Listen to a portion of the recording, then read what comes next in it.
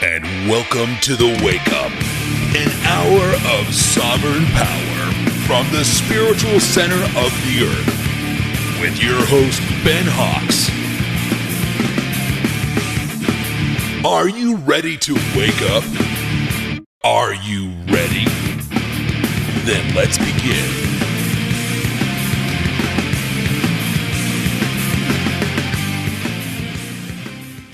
Yeah, I tend not to prepare, not because I'm unprofessional, but because I like to come to things with a fresh frame of mind. Ultimately, I like that. And yours is such it's such a kinetic subject It is. that I didn't want to look too deep into it. I looked a bit into it to kind of prepare psychologically for what we perhaps might talk about, but I didn't want to. I didn't want to feel dark starting this conversation because I've recently reread a great book by a guy called Fergus Greenwood. It's called 180: Unlearn Everything You've Ever Been Taught. And there's a chapter within it called Rapture Before Rupture, or Rupture Before Rupture Before Rapture. And he says a very good thing about having to face the truth and having to understand what it is you're dealing with before you fight back. And one of the problems I feel, perhaps in error, but I don't think so, with the freedom movement, is that people don't really understand what they're fighting, and they don't really understand the true gravity of the evil that faces us.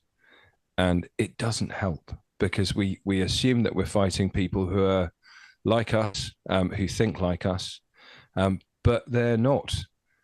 They think they are sociopaths, they're psychopaths, which enables them to make plans and strategize without really taking into account people's feelings, people's thoughts, worrying about people's continued existence or the things they love. And they think in generational terms. They make great leaps of strategy and thought that we in our normal lives just don't do because we're worried about the day to day. And even if we've woken up subsequently to strategize in a way that they might, we still can't conceptualize the true gravity of the evil that we're dealing with. And unless we can do that, we ain't going to win. So that's why I was told you existed by a very kind lady who'd heard one of my podcasts, and I hadn't heard of you beforehand. And obviously, I did some research. I watched the Max Egan video you sent me about the Beaumont case, and I did some reading on the Australian government and their peculiar attitude to this sort of crime, and particularly around how they hush things up simply by putting binding orders or gag orders, as we would call them in the UK, on evidence. And I've listened to Ricardo Bosi talk a great deal on this subject. So that's kind of my preamble for how I'm going to approach this discussion. But obviously, the center of it is you. So it really is down to what you want to talk about it and how you want to talk about it. But now I've said that, I'm just going to introduce you to anybody who's listening. So welcome to the Wake Up. Thank you for being with us today. I'm here with Rachel Vaughan. Rachel is a spectacularly brave woman because she has, well, even if she wasn't here talking about what she's going to talk about, she would be spectacularly brave because she's still alive. She's chosen to stay in this materium, this bad copy, after having gone through some quite gruesome experiences. She is a survivor of SRA. We can weaken it by calling it SRA, but let's call it what it is: Satanic Ritual Abuse. And we're going to talk about perhaps not the gruesome detail of it. I've got no interest in the ghoulish nature of it, but it's interesting to talk about, and it's vital to talk about, as I say, because we have to understand the true nature of the evil that we're facing. So I've talked a lot. I'm the host. I'm not meant to talk. Rachel, welcome to the Wake Up. Thank you so much for joining us today. Thank you very much for having me, Ben. No, and you're absolutely right. We need to be having these conversations, as difficult as they are and unpleasant as they are, because it underpins why we're here, why we're in the situation that we're in, particularly over the last 4 years. But there's been decades of corruption as a result of the sort of people that I was thrown in with in childhood. Yeah. And they run the world, basically. They're a bunch of psychopaths, and they have their own religion, and it's very, very much about selfishness, do what thou wilt. regardless of how that affects others. And that is their tenet. And you see that with psychopaths the world over. They're all very much of the same cloth, and that's why they do flock together. But it's interesting because they don't work well together because they are all inherently selfish. So I think, quite frankly, as we came into this war, we'd already won it because they can't work together. Whereas those of us who are good altruistic individuals, we will win this because we do work well together. And I'm seeing people pulling together all over the place. It's quite spectacular. And having spoken out for the last 5 years with my face and speaking out in interviews, I've actually been doing this for 17 years, speaking out and trying to have the cult that I was brought up in brought to justice. But I've seen this massive shift in the last 4 years, in particular, where people are sort of, they're waking up. It's pretty amazing. There are still a lot of people who are fast asleep. And I think that cognitive dissonance is a very difficult thing to break. Some will never wake up. But we really are. I think we've actually hit the precipice. We've gone over the crest and we're coming down the other side. I really feel like we're at that point now. Yeah, But I that's agree. fine. And I'm not given to thinking unduly positively about this particular process. Not because I'm not a positive person, I am, but because they've been at it for 6,000 years. And what we're trying to do is unpick a system that's been put together systemically and systematically by very, very clever individuals. But you've hit the nail on the head in identifying one fatal flaw that they have is they do not play well together. The other fatal flaw is that they do not create. They have no ability to create new things, which for the critical thinkers among us makes it very, very easy because we can identify the playbook through time.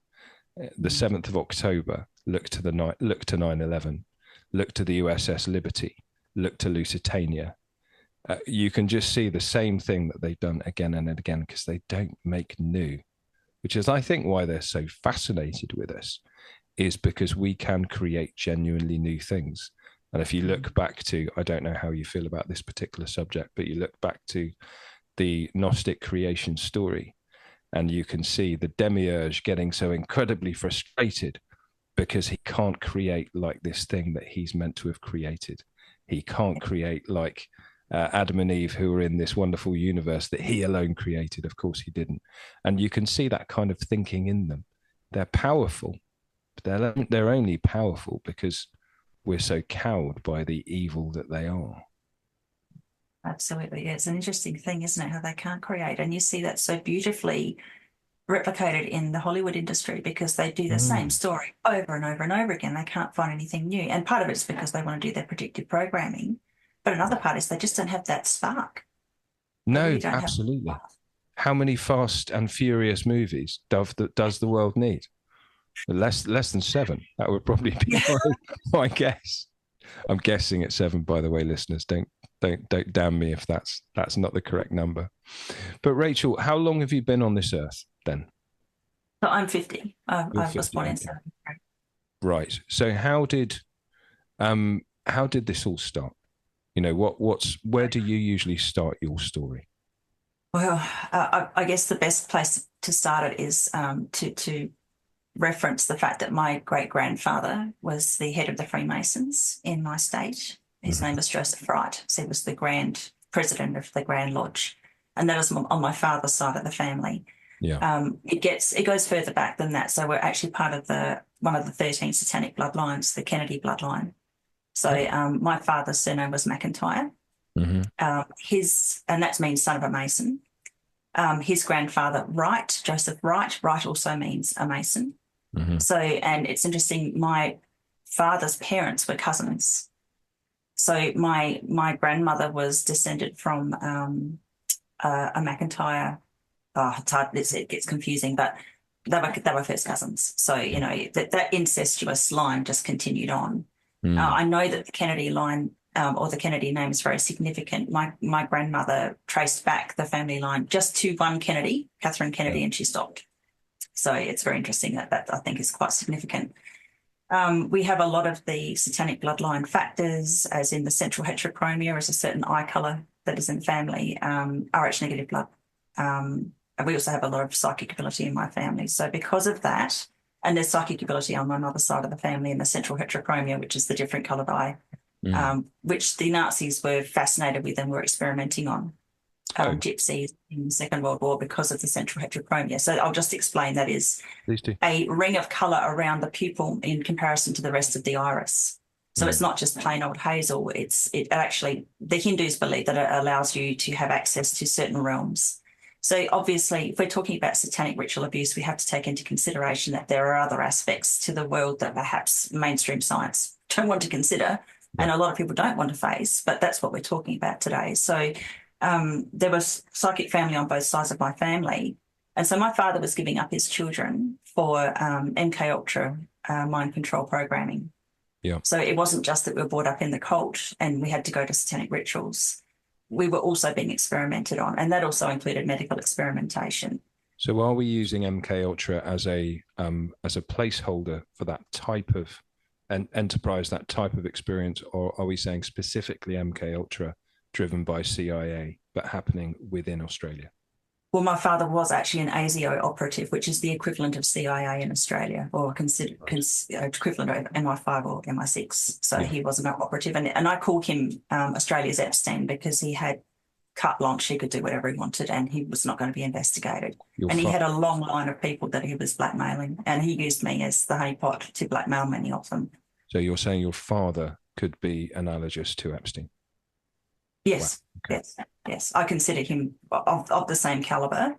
But in Australia, being a smaller population, obviously, he's not going to be as powerful. But he had the sort of ability to do whatever he wanted, basically. And he was taking children off the street, torturing and murdering them with impunity, because one of the people who was aware of what was going on and helped him was a chief inspector of police. So, he was a very high-up Freemason. It's, my family, it's your typical satanic bloodline family. We have so many academics in my family. We have politicians.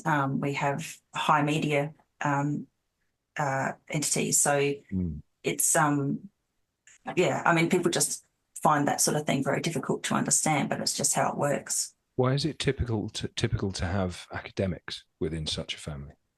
Because basically what they do in the cult families is they will torture and torment children to the point of being very, very well mind controlled. And the parents will do that, other family members will do that. And then they install them into particular academic positions so that then they can control them. So, for instance, I was gifted access to a Bachelor of Science degree when I did not have any of the studies required in the last year of high school to get into a Bachelor of Science degree, and I didn't have a high enough mark. Even if I had a high enough mark, I didn't have the background. I didn't do maths or physics or chemistry. But I was told, so I applied, I was rejected. I had 13 percentage points too low to get into that. Then my father made a phone call when he found out that I didn't get in, and he made a phone call. And within a short period of time, 2 hours, I was called and told that I had a position. So that's basically how it worked. I've got my transcripts to prove that I didn't have the right marks and everything to get in. So the idea would be that you are a sleeper of sorts within the academic system, and this comes back to the neo-Marxist idea of the long march through the institutions. Well, not neo-Marxist, Marxist back then. So you can control the mind space through the institutions. Right. And as I understand it, the process is to scare people so much that they create alternative personalities, or they compartmentalize their experience of that fear and torture into an altar. Is that correct? That's correct. And then that you see that triggered in order to do what they want you to do. So whether or not you've just sexually abused a child, they will create an altar. But if you're going into things like satanic ritual abuse, it's even more horrific. So they obviously worked out how to do that at an early stage, and then they'll have trigger words, some way to bring that altar forward. And then depending on what they program that altar to do, the altar then steps up and does whatever they're requested to do. Because I remember a Telegram video of Katy Perry standing on stage. I don't remember the exact words she used. Daddy, something's going wrong, something of that nature. And the commentators alive to this sort of thing speculated that she had been triggered on stage, perhaps in error. There's a famous piece of footage of Britney Spears doing the same thing, talking about strawberries. Right. So Yeah, you can see it happen with the program is breaking down. And there's a really interesting factor of people around the 27 years, 28 years old. The program will break down as well, whether there's a trigger or not. Really interesting. Absolutely. And I do remember that the Beatles being a product of the Tavistock Institute, Strawberry Fields Forever, was named such because strawberry is a common trigger in these programs. Okay. Yeah. So you've done the rabbit hole runs research. deep. Nice work. Yeah. No, I tend to remember weird and crazy stuff, which is good in this field. Now, sexual abuse, is that... No, we don't have to talk about the specifics of it because we can all guess at it. And it's one of those things that people talk about in plain sight anyway. Is the sexual abuse, does it have a esoteric and, let's say, religious aspect, because children are pure and the abuse of children is hateful to God and a challenge to God? And we mean the one true creator God when we talk about God. Is that it, or is it fear, or is it gratification? Is there a specific reason why these people are sexually attracted to children? What layers are there to that? It's what you've just described, but there are different nuances to it. So in the Freemasonic belief system, a child has to be penetrated through the back door before the age of 3 to open them up psychically. Jesus Christ. Yeah. So and it can be done in a more horrific manner. Like in my experience, a knife was involved. Jesus. So, and that is actually a commonality in my state of South Australia. So, and I have medical documents to back that up as well. The amount of evidence that I have, I'm one of the rare SRA survivors who actually has reams of evidence, reams of it. Photographs, 3 of my father's best friends are in jail or have 3 of them, one of them's out, but 2 are still currently in jail for pedophilia. And long sentences, like one got 18 years. So and these are 3 of his closest friends, and still it's still crickets as far as what my father did. Mind you, I've got a victim of crime claim going at the moment, and they've already started to pay me. So they've acknowledged that he abused me because they can't not because of my medical documentation. Yeah. So, but it's still, they haven't, it's interesting because he has been in the mainstream news. He did make a confession that his close friend, Anthony Munro, brought the dead Beaumont children in the boot of a car to his house, the house that I grew up in. And my sister has made allegations regarding that. She saw them. My brother was there on the day that he's made allegations as well. But this is the way it works in my state of South Australia. When you make allegations like that, it took my brother 10 years. He had this other pedophile, Anthony Munro, put away for the abuse that he subjected Andrew to. But they wouldn't, the police, the Major Crime Department, would not interview my brother about what happened to the Beaumont children and Munro's relationship to the Beaumont children and our father's relationship to what happened to the 3 Beaumont children, which is a famous case in Australia, until the day before Munro was to be sentenced for the abuse that he subjected to Andrew. So they completely ignored the Beaumont case situation, and he was prosecuted by the Special Crimes Unit for the sexual abuse, Munro, but they just compartmentalize everything so that they don't look at the bigger picture. So it's a legal stratagem. Absolutely, yeah. They all work together to make sure it doesn't come out. So just looking at it from a strategy level, they dropped that on the day of sentencing because they knew if they did that, they would give disclosure, but they knew that the judge would not take it into account when sentencing. Yeah, they wouldn't interview him to that day beforehand. And very interestingly, the only thing I've watched the interview because he managed to get hold of the interview afterwards. It's an hour long. The only thing they were really interested in was the old milk canisters that my father had apparently put bitumen on the outside, tarred it on the outside somehow to stop them from rusting, that he had all of his blackmail material in. That's all they really wanted to ask him about. And they wanted to ask him about it to get it, to presumably take it out of circulation. They want to know where it is, yeah. Yeah, interesting. I want to know where it is too because I will be all through that material because I was the honeypot. So it's going to be somewhere because there are missing children that were also used in that that I've named. Yeah. That that will be in that material too. You're just speculating. Any normal person would destroy that material in a heartbeat to stop themselves from being incriminated. But my instinct is that these people wouldn't, because that's too valuable. That compromat is too valuable still. Oh, he loved to have that power over people. So he just had it somewhere safe. Yeah. That which is lost is always found. Sorry, dude. Exactly. Interesting. So going back, and I don't want to, and I want to take us through something quite linear, because we need to face this. And as I said, I'm not going to be ghoulish about it, because that's not what we're about here. So one of the reasons that they abuse children is to make them psychically open. So I assume that makes them ready to be programmed, influenced, these sorts of things. So that's I mean, when you look at it, you know, these people are cowards. These psychopaths are cowards, but they want to get power. And it depends on, I don't know what your audience is aware of, but when you talk about satanic ritual abuse, you have to take into account that these people believe in demons and they want power from them. Right. And because they are, you know, completely cowardly, they'll use children as their psychic tool to communicate with those entities. And so they conduct rituals. They use children. Like myself, I was using rituals to communicate with these things. They will use drugs and things to make you more likely to pick up on that stuff as well.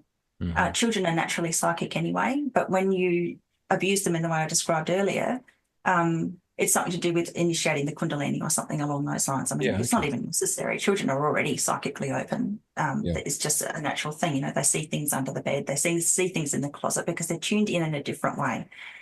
So it's a useful tool. And then when you go into the MK Ultra factor, the theta psychic programming, that is something that they use so they can remote view people. They don't even necessarily have to send in a spy to sleep with somebody, for instance, to get information. They can get it in a different way. Right, okay. Crumbs. Rabbit holes among rabbit holes among rabbit holes. Exactly, yeah. So they abuse children to get them ready for what comes next. And they abuse children in order to contact demons to get their power. Do you remember any contact? Do you remember a situation where you felt you were being used as a transient tool to speak to these fuckers? I do. I did have those experiences. I was clairaudient as a child and I could see. But I switched off the clairaudience, which is where you hear them, because what I heard was so horrific. I didn't want to hear it anymore. And I still don't have access to that anymore. What kind of things are we talking about? They don't have a voice as such. When you're dealing with these entities, they don't sound human. It's like the only way I can describe it, it's like fingernails down a chalkboard. It's a screeching, inhuman, and probably the most terrifying thing you'll ever hear. And I don't want to freak people out because it's scary enough to even consider that these things exist. But the scariest thing that a human being could produce to try and mimic something like that it pales in comparison. Yeah. And obviously it has more, it's not just the nature of the auditory experience, it's the cognition of what that auditory experience actually means and what is making that sound. There's you're probably aware there's a trailer on Netflix for a film, Leave the World Behind, which is a pre-programmed thing to make us, well, to grow the daddy complex about our attachment to government. Ultimately, that's what ultimately is going on there. And there's an element in that of a auditory weapon, a sound weapon being used, and lots of people screaming as a consequence of having the thing inside their head. And like him or love him, when Alex Jones talks about Sandy Hook and when Ole Damagard talks about the ability of the intelligence services to get people to do terrible things, a lot of it is around voices in the head. And, the technology does definitely exist to make that happen in an inorganic fashion. But obviously we're talking about something, well, not organic, something different here. So good. You don't remember ultimately. You remember that it happened, but you don't remember the granularity of how it happened and what was said and these sorts of things. I remember. I just don't have the ability to hear otherworldly entities anymore. Good. Oh, that's a plus, isn't it? It is because it's interesting. I do psychic work. I don't know if your audience is religious, but because I was opened up from a very early age, and because I can't work in mainstream, when you're as traumatized as I am, and many SRA survivors are, you don't work in mainstream. So I help people on a healing level, probably more as a soul coach than anything else, but that requires some psychic ability. Yeah. My belief is that most of the auditory channels, and I know people who are clairaudient and say that, that the voices that they hear are loving. But my opinion is that if you can hear it, usually the radio waves or the auditory waves are used by the darker entities and not something that you should be listening to. If you look at schizophrenia, I really don't believe that schizophrenia is a diagnosis. I think that people neither do I. have attachments. Yeah. Yeah, and you've got the work with Jerry Marcinski, who's a psychologist, and he worked with a lot of people with those afflictions, and they don't need these grateful drugs that just make them zombies. They need someone to exorcise the attachments that they have. Yeah, poor darlings. Yeah, absolutely. I remember I've listened to 2 of his interviews on the Delling Pod. They're both very good. He's a very brave man, and who was hounded out of the profession when he started to speak up. So for anyone listening, I think he was part of the Pennsylvania. Correct me if I'm wrong, and that was one of the states around their penitentiary system, and he worked with prisoners with mental health issues, and they told him essentially what they were going through. And I remember a description of an experience where he talked to them directly. And they said, "This is our way of life. How dare you disrupt our way of life? This is how we get the energy." I assume that's to do with loose energy and these things feeding off it, something of that nature. Yes. So it's interesting. I read auras as part of my work, and the aura has a shield around the outer edge. And when we are very, very depressed, very, very down, it becomes permeable, and they can attach. Yeah. So it's very important that people keep themselves in a very positive state. And being down near the ocean or being in nature, that will replenish that outer aura, even if you are in a negative state. So if you're very depressed, get to the ocean as much as you can. It's the negative ions coming off the water moving, and the mycelium in nature replenishes the aura. But what they do is they get in and they attach. And the more that person's soul frequency deteriorates, the more that their health deteriorates, the more that they can pick up on that energy and use it. Yes. So it's very complicated and difficult for people to understand. But energy can't disappear, it can only transfer. And so they will hound that soul until it's dead. The universe wastes nothing, which is great in many respects, because when we believe that, we know that there's no such thing as true death. But as you say, I had a very odd experience in that I was sexually abused when I was 7, and I didn't talk about it with my parents ever.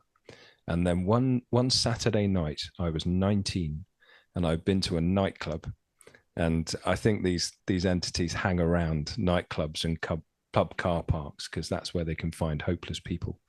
And I wasn't very good at talking to women, and I think I'd been rejected 3 or 4 times, and it was terrible. And I suddenly started to cry on the way home, all the way home, half hour, 45-minute journey home. And that night I chose to tell my parents about what had happened. I felt like something had got into me.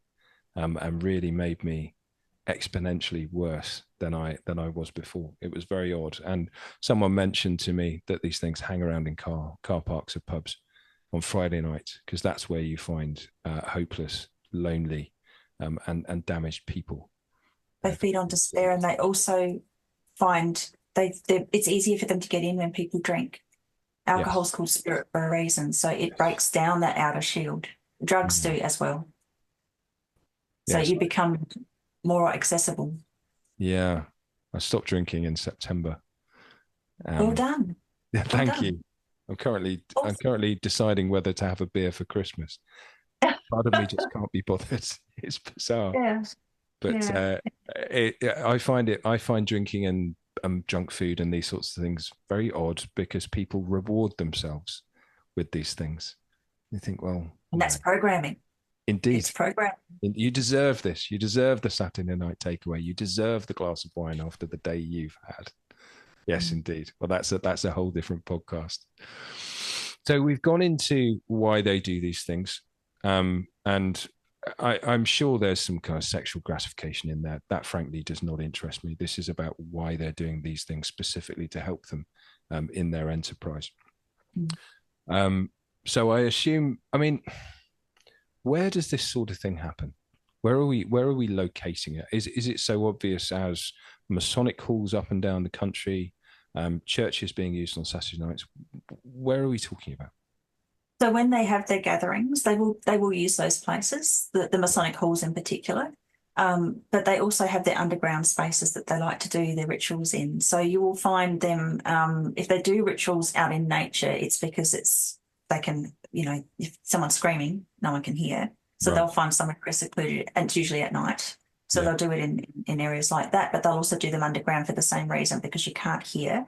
Mm-hmm. And again, to the esoteric aspect of it, a lot of dark entities don't like to be on the surface. They only like to be underground. So the more powerful the dark entity or the discarnate entity, the further down underground they have to be. So that's why you get these people in these tunnel systems doing these really awful things. And I was also a victim of a tunnel system that my father used to traffic me through, which actually he had an access from underneath the house that I grew up in. So they choose those spaces because they can get greater access to these entities and no one can hear what's going on. And this is like the McMartin preschool case, it's a perfect example. If you've got a whole heap of people saying, I got abused in this space, and they say, but those tunnels don't exist, you can't prove it. You're discredited immediately. And I spent 2 years with some wonderful researchers helping me to prove the existence of the tunnels that I was abused in. But that house is still not properly examined. But I've proven the tunnels are there. There's 3 different kinds of tunnels in the area that I grew up in where that were being used. And they led to a local boys' home where 106 boys went missing. 106? 106. And how many of those were investigated? As far as I know, none. Wow. My understanding of Australia is that they use legislation around preservation of buildings to stop access to them. Which is really interesting that you point that out, because after I had disclosed where these tunnels were and where they led and the houses and access points, they started to raze to the ground those buildings that had access to them, because a lot of the tunnels were built in the pre-World War II Australia-wide, but pretty much in South Australia specifically, there was a pre-war mandate, 1938, that every house, business place and meeting place had to have a tunnel trench or bunker within 20 feet of the back door. So you can imagine how many tunnels and bunkers were built in that period, to the point where there's no concrete materials, and they had to start using different materials because there just wasn't enough materials to produce enough concrete. So when I proved the fact that these tunnels existed in my area, in Edwardstown, where I grew up, they've now started to mandatorily acquire heritage-listed houses that are of the right age and raise them to the ground, and they're leaving the other houses in the same spot because they're doing their South Road upgrade, which goes through that area. And it's got nothing to do with upgrading. I'm surprised the public-spirited Masons in 1938 didn't go, don't worry, we've got this one covered. You don't need to dig anything there. Everyone can come in here. How bizarre that didn't happen. Dear, oh dear. But the power they get from these demonic entities, what do they want to do with it? Is it selfish, as in aggrandizement of power within the individual? Is it power to move on to the next stage of the plan? Is it just generic evil? What's going on? I suppose, look, a lot of them were abused themselves as children. The ones that go for this power have some sort of abuse background generally, especially if they're in the bloodline families. There's very few people in those bloodline families like mine who don't get abused. So I think it's because they want to then have the carte blanche opportunity to exact that sort of abuse on others, because they can't deal with their own trauma. They want to traumatize others. Yeah. This is something my friend Annika Lucas does in a course that she teaches, where she teaches why people become psychopathic and do these disgusting things. Yeah. They want power over everything because they can't deal with their own disempowerment when they were fragile and tiny themselves. And so, yeah, they will actually literally give up their soul. So I know that sounds crazy, but that's what these people do. My father tried to sell my soul to the devil when I was 5. He He couldn't gave me a sell it particular without your consent, surely. And I exactly. don't. He That's not can't do it. that's not a flippant comment, because so much of this works on contract and works on Yes. consent. How incredibly stupid to even try it. I know. And it didn't work because under my breath, I gave my soul to Jesus. I Yeah, knew enough about even just from television that I knew that that was the good guy. I didn't want yeah. anything to do with what these people were doing. So you can't sell somebody else's soul. But perhaps if they'd convinced me of that, they might have convinced me that I was evil at some point and maybe I would have become a better tool. I was Yeah. already a pretty good tool, but I wasn't good enough. And I eventually got out at age Well, 16. good enough. What an incredible thing to think. My word. But yeah, absolutely. That makes perfect sense. So I assume, I mean, you're obviously here, you obviously survived, but I assume that lots of other children used in this way did not survive. And they were used as Lots. disposable tools. Yeah. But where Well, did they there's all come from?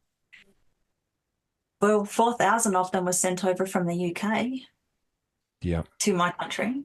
Yeah. And of the 4,000 or so that ended up in, I think in South Australia specifically, 2,000 disappeared. So that's 2,000 that went missing. 50%. So what year was this that we sent over So for? that was from when your stolen generation were being shipped around. Apparently, about 150,000 children from the UK were shipped around to different countries. This is the South child Africa. trains that you see on videos about resets and Tartaria and things of this nature. Yeah, well, 4,000 specifically, I think, came to South Australia. I don't think it was just to Australia. I think it was South Australia, and 2,000 went missing. Then there was the 600 orphans that went missing from the Goodwood Boys' Home, which is within a 3K radius of my childhood home where my father was, and the 106 that went missing from the Glandore Boys' Home, which is within, gosh, I think it was about less than a K. And there was a tunnel system that went What straight year from my was that? father's home to that boys' home. What year So was we're talking, that? I think that the orphan trains were around the 40s and 50s, I think. The boys that went missing from the boys' home was up until the 70s. And I think Goodwood Orphanage was still operating a little later than that. I'm not 100% sure. So we're talking a very long time span of decades of children being utilised. And then disposed of. Yes. You can't hide that sort of thing for a long time. What is the final resting place of these poor souls? Well, there's a property that my father used to own, or two. The house that I grew up in, the backyard, has bodies in it. Yeah. That have been exhumed. There is a Stansbury property on the York Peninsula, which is literally directly across from the beach, Glenelg Beach, on the opposite peninsula. Glenelg Beach is where the 3 by 1 children went missing from. And my father had a property at Stansbury, and we believe that those 3 by 1 children are in one of the sinkholes at Stansbury with 3 orphans from probably the Goodwood Orphanage. And I saw another sinkhole on that property that had the skulls of approximately, and I couldn't count at that time, I was 5, but they were small skulls, and I reckon there must have been about 50. So he was collecting specimens. And for people who find that difficult to believe, they might have to go to the Guardian article called The Room of the Dead. You can look that up, where it actually chronicles what they were doing in South Australia. They were hunting people, they were hunting Aboriginal people, having them shot so that they could then sell their body parts because people wanted specimens in different countries. And there's actually a room that they have in the museum with all of these skulls and body parts of the Aboriginal people that they were stealing. But it didn't matter if they were Aboriginal or just itinerants. Anybody who basically died and didn't have somebody to claim them, they could then use the body parts and sell them on. And some of the highest ranking people in my state were involved in that. And that's a matter of public record. That's public record. Right. Is there any particular reason why they were after Indigenous people? Is this a kind of... Because there was fascination with Indigenous people. I think it's because it's one of the oldest living races in the world, and they knew it, even though the original people in my country get treated absolutely appallingly. It's disgusting. Around about 80% of their children are taken from them. So the stolen generation happened in my country as well. As soon as colonials came here, or the genocide began, they were just stealing children from the original people, just left, right, and centre, and they're still doing it. But today it's state sanctioned. They remove the children because the state says that they're not being cared for, and they can do that because they think the child might be psychologically abused. It's got nothing to do with any kind of physical abuse. 60% of children taken in my state are taken for psychological abuse, and that's what the department deems a form of abuse, because it's a $6 billion industry. The state-sanctioned child trafficking in my country is appalling. Yeah, it fascinates me and appalls me that a lot of these things have so many benefits for that they can take children for these nefarious means purposes that we're talking about. They can also make money. If you look at the United States, the biggest thief in the United States is the government. The monetary value of goods taken by the government far outweigh anything taken by private criminals, and it's a hell of an industry. But there we are. So, did they sense that you had somehow imbibed a connection to the divine such that you were becoming gradually useless to them? Yes, they did. Well done, you. There's one particular incident. My father used to use part of the tunnel system. There were smaller tunnels that would feed into the larger tunnels, which were the water tunnels in particular. And there was one that he would stuff me into and block it off so that I couldn't get out. And that was part of the sensory deprivation aspect of the MK Ultra program that he had signed me up to. Yeah. But on one particular occasion, I think I was 3 or 4, and I had a divine experience in the tunnel. And when he came to get me, I fought him so I could stay in there. Physically fought him? I physically fought him because I wanted to stay in the tunnel. Like fuck. Cool. And he wasn't happy about that, and he stopped putting me in there after that. Right. What was the nature of the experience you had? A light came in. Mm-hmm. It was freezing cold down there, freezing cold. And he never made sure that I had warm clothes or anything like that. And I was so scantily dressed as a child for some stupid reason. And I was freezing cold, and I thought I was going to die. Mm-hmm. And I must have called out to Jesus or something. I don't know what I'd done. I know I was in the absolute despair, and a light came in and warmed me up, and a consciousness told me not to be afraid, and I was shown things that were to come. Mm-hmm. And then he tried to bring me out, and I didn't want to leave. Well, the damage was done, wasn't it? Yes. How old were you then? 3 or 4. I was still small enough to fit in the tunnel. There were small tunnels. Right. Okay. Right. So you have to process that for a second. Mm. And after that, did things change? Well, he didn't put me in the tunnels anymore, but I was still subject to rituals. Yeah. But I was used more in the psychic. Yeah. In some of the rituals, I was treated like, not a god, but treated like a useful tool. So I was praised, highly praised. Yeah. When I was doing the psychic programming, for instance, there are other times where I'd be shown what I assume was Ena cards, these large cards that are roughly, I don't know, quite big, with white with black marks on them. Yeah. And I had to guess, and so every time I did the psychic work and I got something right, I would be highly praised. And it was the same in the rituals. I would be highly praised. If I got something wrong, I'd get a cattle prod, usually to the elbow. So, and that started early, very early. Okay. That's not one to imbibe for the motivational speakers and coaches among our listenership. Seems kind of counterproductive to me, but what the hell do I know about satanic ritual abuse? And when did highly motivating to get things right? Say that again. It's highly motivating to get it right when you have that pain. Yes, I can imagine it is. And it also causes you to dissociate further so that you will be in the brain state to bring forward the information that they're after. The hits just keep on coming with these people. Yeah. And this is why this is so incredibly important, because if we don't learn to not think like them, but understand how their thought processes work, then I'm not going to say we don't have a hope, because I agree with the statement you made at the beginning that we've already won because of the nature of the enemy and the fact that they don't associate, they don't play well, and they don't create. But to win the peace, going to have to face what has happened in order that it never happens again. Absolutely. And it may well be because of the cyclical nature of these things. And we started coming out the Kali Yuga around 1699. I understand that we may well get back there. But a good friend of mine has a phrase that he trots out. Trot sounds negative. It's not meant to be negative.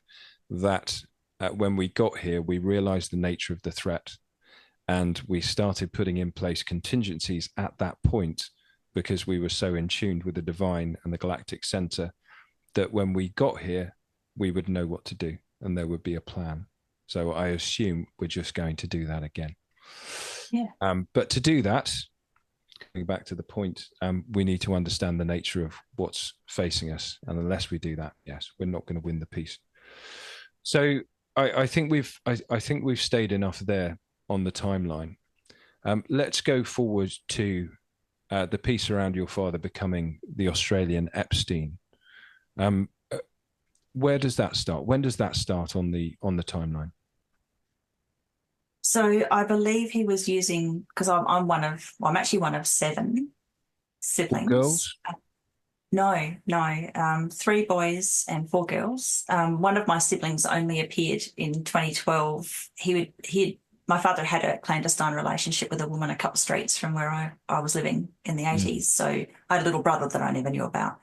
God, where did he find the time? Running a national crime enterprise, abusing and torturing children, digging all those fucking tunnels. Where do you find the time for an affair? It's quite impressive, yeah, exactly. Really. And just to put it into context, as a spy, my father was a line tapper. That was his official job for Telecom, right, the telecommunications company. So it was all very out in the open what he was doing, because he did that for 40 years. But yeah, somehow we found time to, and it gets more complicated because the person he had this relationship with was a granddaughter of a man who went missing from Somerton Beach. So it just gets even more convoluted, and that's another cold case. And, I've got photographic evidence to connect him with those people too. And I put all of that out on my BitChute and Rumble channels, all of the photographic evidence that I've got. It's just, there's reams of it. There's so much. It just makes a mockery of the South Australian government and the federal government too for not sort of following up on any of this. But my father, as far as his blackmail material was concerned, so he certainly did things before I was born. My siblings, my eldest was 20 years older. She died because she spoke up. In 2009, she was murdered. I suppose it's suicide. But I have a sibling 19 years older than me and another one 18 years older, and then I've got 2 other siblings in between. And this younger one that just appeared in 2012. My father was using them in similar manner, but from my personal experience, I was taken through the tunnel system that led from a hidden cellar below the house that I grew up in, led to an old telecommunications bunker, which was actually an old brick kiln from previous, built in 1926 during an expansion of a factory in the area. And that tunnel system then led from there. It was telecommunications tunnels, which are still in place. It was these 1938 mandate tunnels, and there was also the stormwater tunnels in the area. So they led to different places. Like I said, they're compulsorily acquiring those houses and destroying them, even though they're heritage listed. He would take me to these different places. I would be naked. I would be taken in the dark to someone lying on the ground or on a bed. Then flashes would go off. I'd be told to do something to them sexually, and I would see flashes going off, or a light would suddenly go on and they'd be filming for a few seconds. A lot of the time those people were out to it, completely out to it.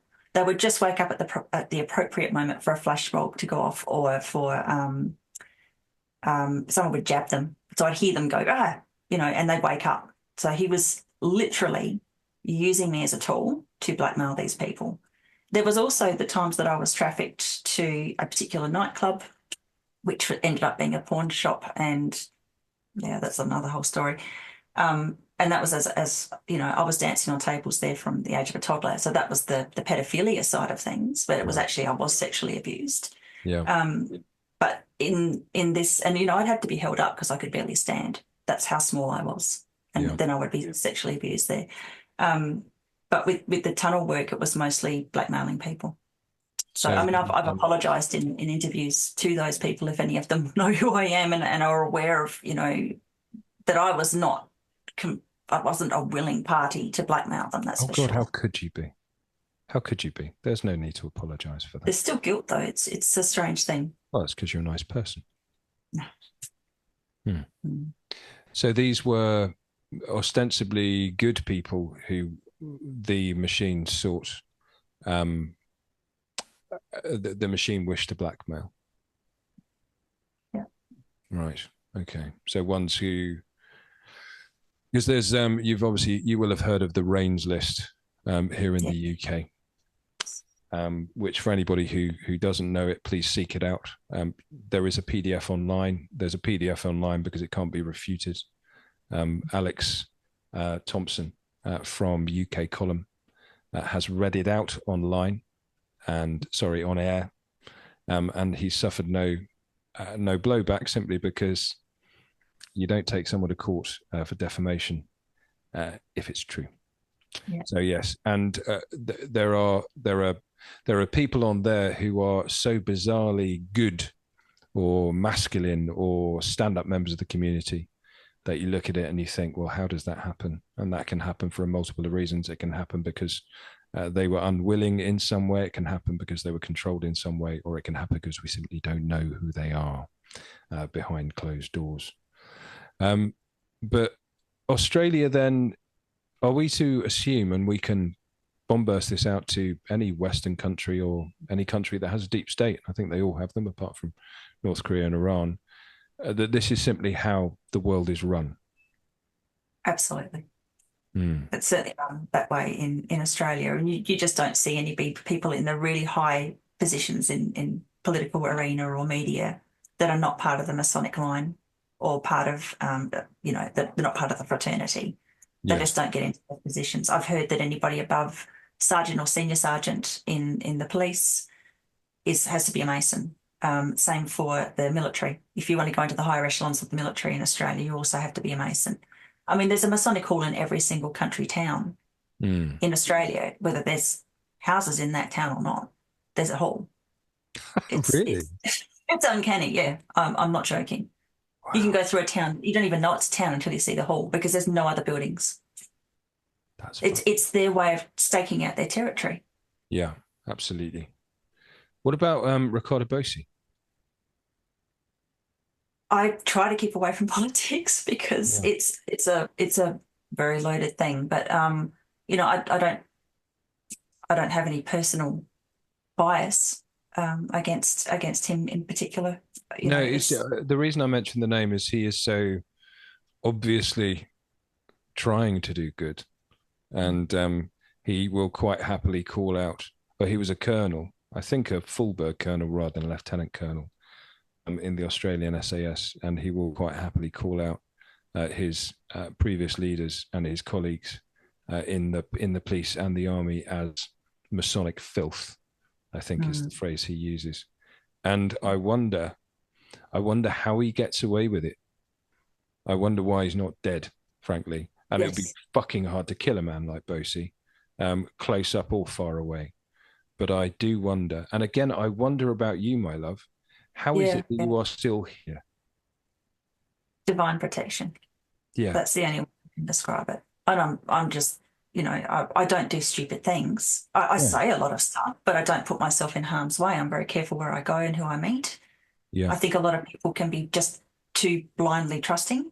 Yeah. But it's interesting, you know, I've heard people denigrate Bossi because he is still alive. Well, I'm still alive, so I'm not going to denigrate other people for being survivors. Yeah, absolutely. When they've spoken out about this sort of stuff, because, you know, that would also point the finger at me, and I'm certainly not a plant or anything like that. You know, I've survived for a reason. And it's interesting what I was talking before about that tunnel experience that I had. There were things that I was shown, and I was shown that I would make it past my childhood. And so I think, you know, when you have experiences like that, you feel this protection is around you. And, you know, there were attempts on my life on many occasions as a child, and I made it through by multiple people, not just by my father. He even organised a hit on me, had me hit off my bike. It still didn't kill me. So, you know, he tried and he tried and he tried, and it didn't work. And, you know, similar things happened to my siblings, and they're still here too. So I think some people are meant to survive because there's work to be done. Yeah, no, I get that. I get that about Bosie. And it's funny considering the reasoning you've just said, that it is the only rational explanation as to why people like you and people like Bosie are still here, is because you are protected by the divine. And that flies in the face of rationality and the religion of science, but it is what it is.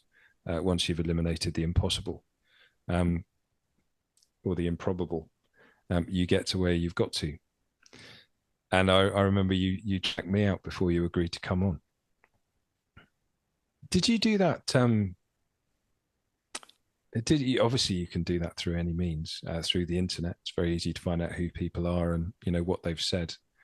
Did you do that in other ways as well? Do you check people Absolutely. out in other ways? Yeah, I do.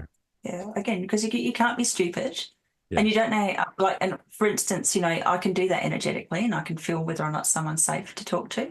And I've been very lucky in that way, but also I've studied people, of course, energetically for that reason. But I definitely didn't get any red flags with you. Oh, God bless you. That's nice to know. Dear, oh dear. What else did you see that night? You said you saw that you survived. What else did you see? It's interesting what you said before about the Kali Yuga. And I believe we're coming into the Satya Yuga. So I'll just put it this way. I had reason to want to stick around because I could see that things were going to get a lot better. And I am an eternal optimist. It's annoying for people because I know we're in a shitty time right now, but it is going to get better. So I believe we are right on the brink of that Satya Yuga, that golden age. And this is another interesting thing. I was trained and I was used as a child because I can read auras, and I could tell my father what people he could trust and could not trust. And I feel bad about that too. Well, you shouldn't feel bad about it. Small child, so, you know, I was just trying to survive. But I do wonder how that affected those people. But I see a lot of people walking around with gold auras now. And I believe that is what this golden age is. It is people reaching a certain level of enlightenment and stepping up and doing what their sole purpose is in this lifetime. And they are the ones with the gold auras. So, look at the Jesus Christ figures in the Greek paintings, that he has this gold halo. Well, it's not just some depiction from someone who doesn't know what they're talking about. They must have been able to see auras back then. They can still see them now. There's this massive influx of people getting to this really high level all at once. I call that the Christ consciousness. And that's what I believe this Satya Yuga is about.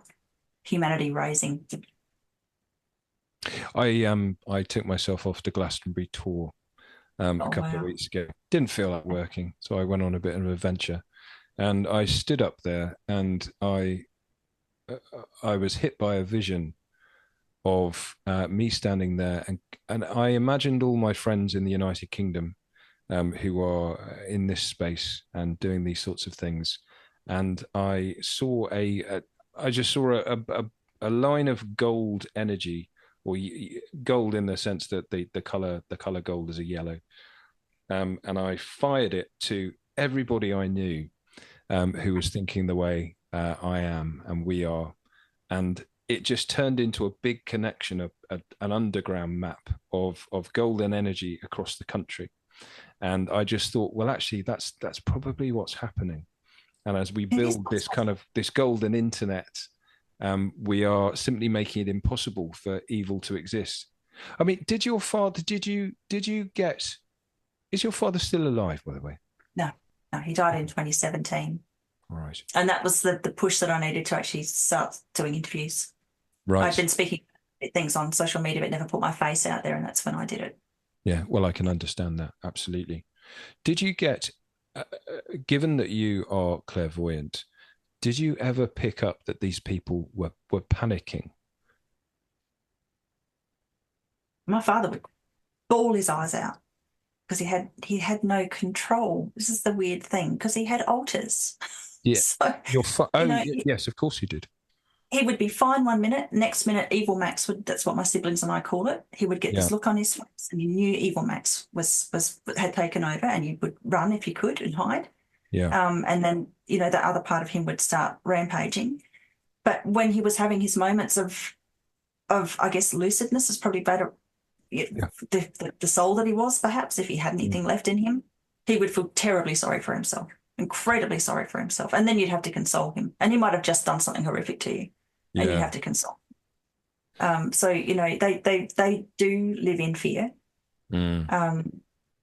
It's interesting. It's amazing you mentioned Glastonbury tour, because I've been fascinated with that just recently, because believe it or not, ley lines are actually visible. If you know how to use relaxed vision and you can go out into nature, you can find them. And that's something I'm teaching people at the moment, because we need a lot of people to do what you've just done and go into that space and connect with your intent and send it out. It's exactly what I'm teaching people to do at the moment. I think it's really uncanny that you would have said that, because you probably wouldn't have caught any of my interviews about that specifically. No, I absolutely. Because they're only recent. That's really quite uncanny and quite beautiful. I'm reminded of two things. First of all, Ghostbusters 2, the plot of which is that the New York gets clogged up with bad energy. Again, they have to tell you. And that was quite a good movie. And the second is a very good friend of mine, who I talk endlessly about these things, who is kind of half normie. It's very odd. When you talk about Ukraine or COVID, he's all normie, but when you talk about the esoteric, he's all not. He took 5-10 years out of his city career and went to Glastonbury because he had a hunch that the ley lines required healing. Yes, so by day, he would take tourists around the Abbey, and by night, he would skulk around Glastonbury, dropping crystals into the ley lines, because he knew they required healing. And I put up some pictures of my Glastonbury trip on my Telegram, and some far more educated members of that group came back and said, well, actually, I've been to Glastonbury, and I feel that Glastonbury is a centre of Satanism. I feel that there's something going on there. And I wonder if there is a push-pull going on in that particular location between the dark and the light, because the dark realizes how central places like that are to the next stage of our elevation towards the new earth.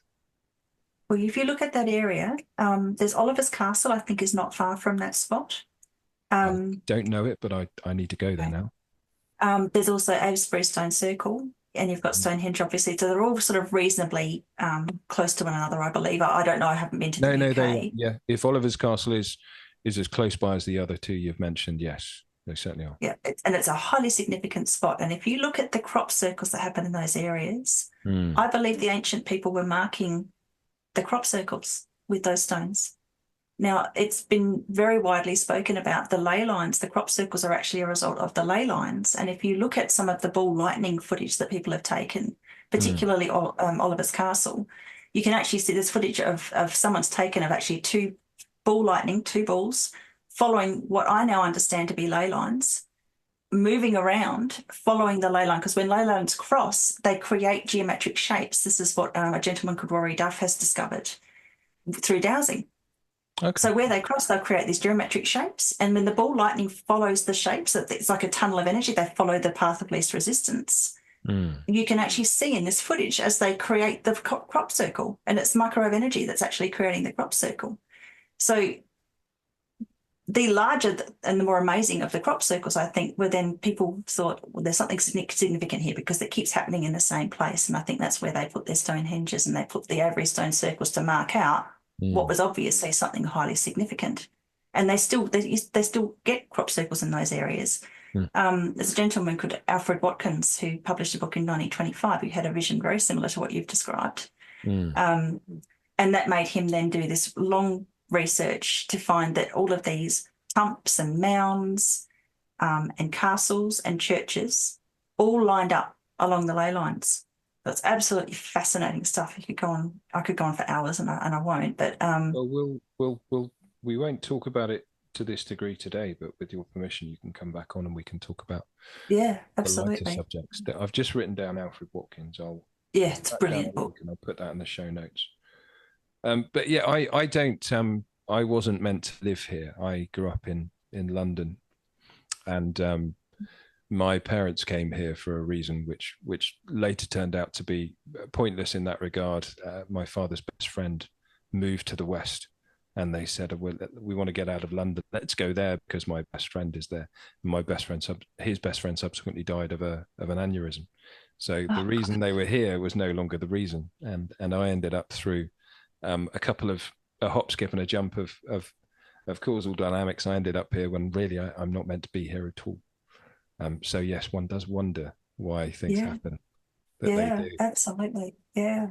Oh, that's cheer. Well, thank you for sending the energy that you did through the lays in that area, because that's what I'm trying to do. I'm trying to get people to go into the lay system. Once you know how to see them, you don't have to douse to find them.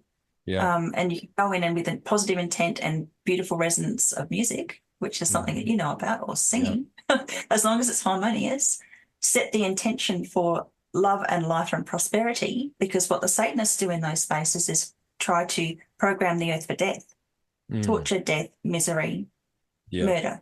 We have to turn it the other way around. So what your friend was doing with the crystals is actually really powerful. And it's interesting, when you put your DNA on something like a crystal, you can remotely, because your DNA is on there, you can remotely tune it in, or you can access it remotely through intent. People don't realise how powerful we are. Correct. So this is why they kept mummies.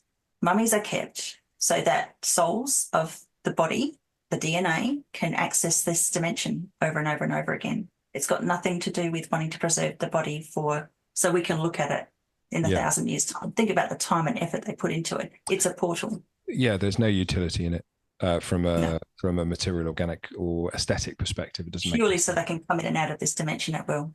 And they're usually demonic, really quite evil souls of the people that get put into those, positions. One of the more fascinating ideas I've been given, I was gifted it by, not me, you just talked about it, Cliff High, who's an American Max Egan type character, real shaman, sent forward to prepare us for what's going to come next. He has an idea that the Obamas, that Michael and Barack are engaged in a battle through time. And as evidence to this proposition, he points to a picture, maybe 2015, maybe before, when they visit Egypt, and there is a statue that looks exactly like those two. And I wonder if there are people on the other side who have anchored their DNA such that they can drop in and out. He's obviously central. And there's something about the way that the deep state twisted and turned and flipped and got themselves into so much potential trouble to get Barack Obama to be president. And I don't mean how he was elected. There was probably fraud involved in that, although it was an incredibly well run, from a cultural, from a situational, from a time perspective, very well run campaign. But the birth certificate, his father, how incredibly difficult that has been to get rid of, and it's still not got rid of, and it's coming back. No. There must be a significance to the soul in Barack's body, in Obama's body. This is where we don't want to go down the rabbit hole too much, but where you look at the cloning technology.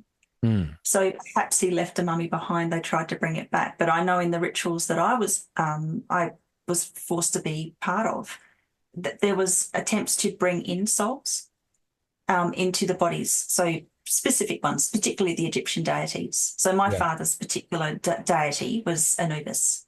And he even had that as his icon, his Facebook icon. I am not joking. A dog skull with bones. Yeah. They just don't hide it, do right they? Out there. Hilarious. What a dick. So sorry. But they do try and conjure up those entities. So I'm sure that there's probably something that Obama, with specific genetic line that he has, that they were trying to summon something into him specifically, because there might have been a DNA connection to that former king or whoever that was in Egypt. Because clearly Egyptian, you can just see it. It's obvious. Because he's a crap.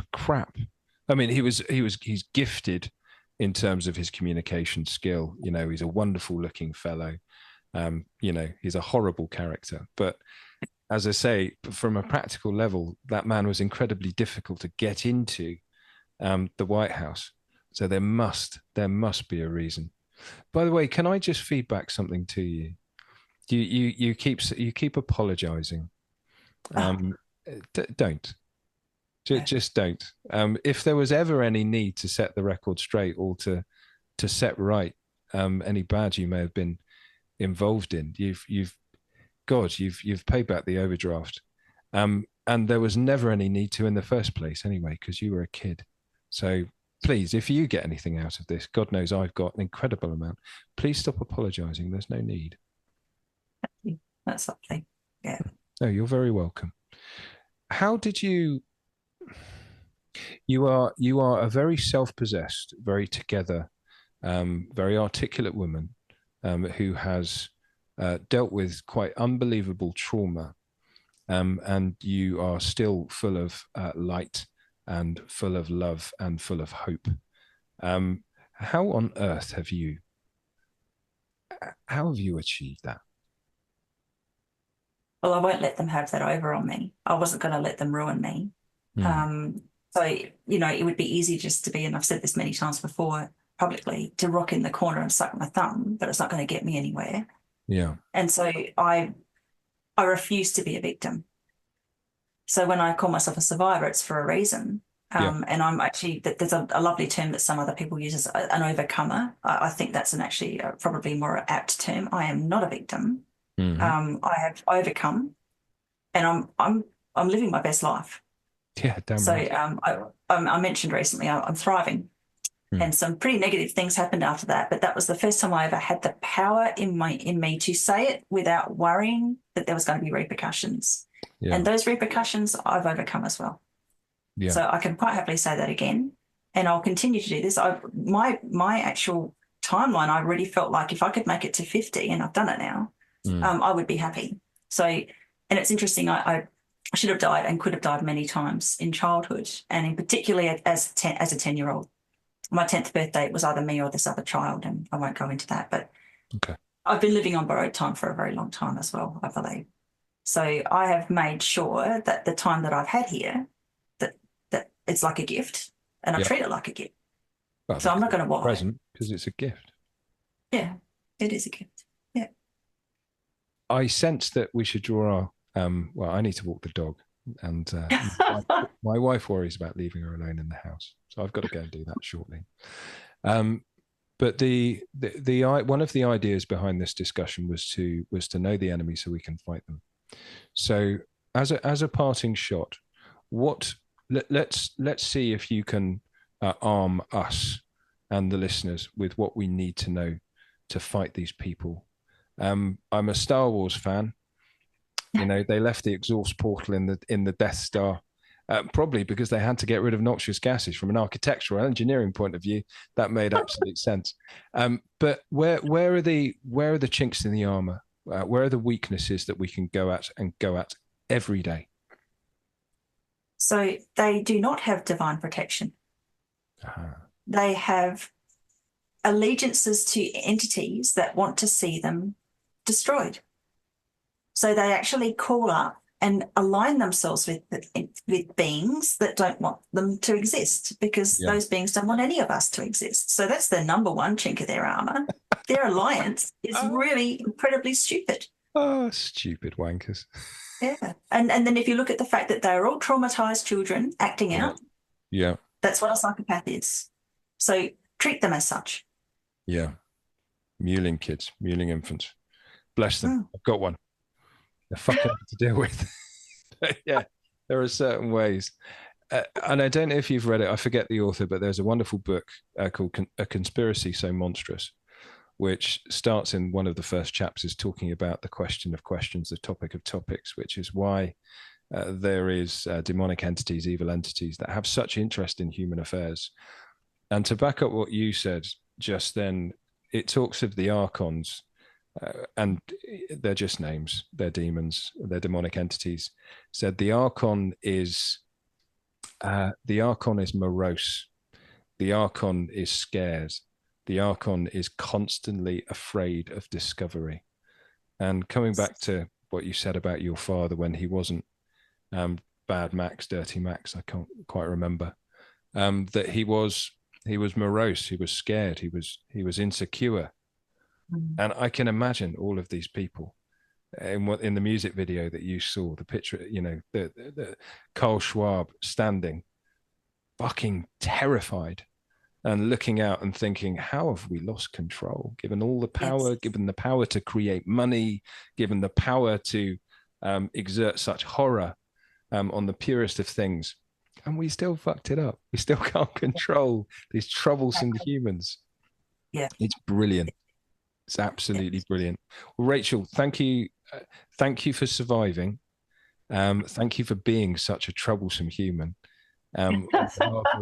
On behalf of the rest of us, you've gone through all of those things so you can talk about it, I feel. And you've gone through all those things so you're here at this time to help the rest of us defeat these people. So from the bottom of my heart, thank you. And thank you for your time. Thank you for your company today. I really do appreciate it. Thanks for having me. Oh, you're so welcome. You're so welcome. And let's do this again, and let's talk about some more positive aspects of what it is that you do. Although, to be fair, it's all positive. So where can people find you? I assume you've got to pay the rent just like everybody else. Where can people find you and exchange energy with you? Okay, so I'm on Telegram. As my name is here, I'm on Telegram, YouTube, BitChute, and Rumble. I'm not on Facebook. Don't look for me there. And better to go for BitChute and Rumble because there's only so much I can put on YouTube, and everything just sort of pushes over towards over there. And I've also got a website which is www.number6science.com, and that is a pun on sixth sense because that's where I do my psychic work. Perfect. Brilliant. Well, I'll pull all those in the show notes. Again, thank you. God bless you. God keep you. And may God send you on your merry way to do your absolutely marvelous work. I'm going to click stop record in a second. Please do stick around. But Rachel, thank you so much. Have a wonderful day. Thank you.